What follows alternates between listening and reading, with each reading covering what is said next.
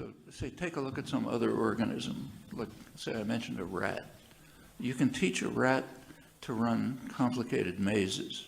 You know, turn right and then turn left and turn right and left, and a lot of things it can do.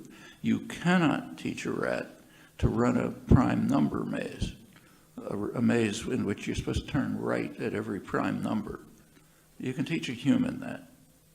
You know, they have to figure out the prime numbers in their heads, but then they can do it. A rat can't do it with an infinite amount of training.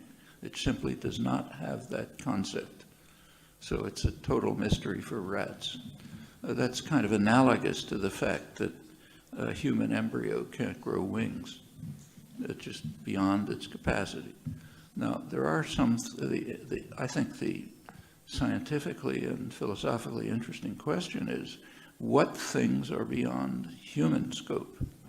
What things are mysteries to us in the same way that a prime number maze is a mystery to rats? And I think there's a very interesting record of things in the world. The most simple and striking and dramatic one is interaction of objects.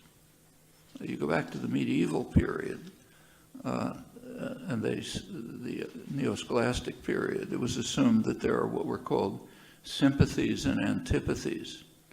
So sympathies brought two objects together, and antipathies pushed them apart. When you get to Galileo and modern science begins, these notions were ridiculed. What's a sympathy, antipathy? It's called an occult idea. And Galileo introduced a conception that guided modern science. It's the one I quoted. The world is a machine. Everything that happens can be duplicated by a skilled artisan. In fact, it was created by a skilled artisan, you know. But and that's what was called the mechanical philosophy. Everything works like a machine, and the modern science developed on the principle that unless you can show that something works like a machine, you haven't explained it. So Galileo, at the end of his life, was kind of in despair because he had not shown that the movement of the tides, let's say, or the heavenly bodies could be accounted for by mechanical principles. Descartes, a little bit later, thought that he had shown that you could do it. Leibniz had his own version. Christian Huygens had another version. But that was modern science until Newton. Newton demonstrated there are no machines. Nothing works by mechanical principles. He just concluded that that is an absurdity, that no person with any scientific understanding could possibly accept. And he was right, but it's true. And scientists just had to kind of accept the fact that the world is not intelligible to us. That's a major mystery, and science changed totally at that point. It happened slowly, you know, so it kind of became assimilated into common sense, but scientists no longer try to find a picture of the world that's intelligible to our intuitions. What they try to do is construct theories that are intelligible, but that's a totally different topic, much lower goal, and that's post-Newtonian science. Well, that's one huge mystery, but I think there are plenty of others. Like, take, say, freedom of will. There's big debates about freedom of will. It's kind of striking that everyone who participates in these debates, including the people who write learned tomes showing there's no freedom of will, believe in freedom of will. Otherwise, they wouldn't write the learned tomes. And if we're all just thermostats of some complicated kind, then what you do is determined, and how people react is determined. So what's the point of the effort? You know, none.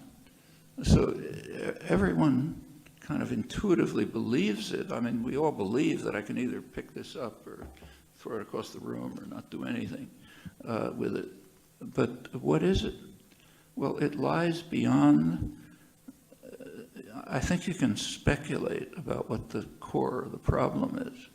If you take a look at human science, there are two concepts that are pretty well understood. One of them is determinacy. Something determines something else, you know. The other one is randomness. Things happen without anything determining them. And that's about it, I think. Those are the basic concepts that we comprehend. And freedom of will just doesn't fit in that set of concepts. Well, it could be that this is just another mystery for humans. We don't have the right concept.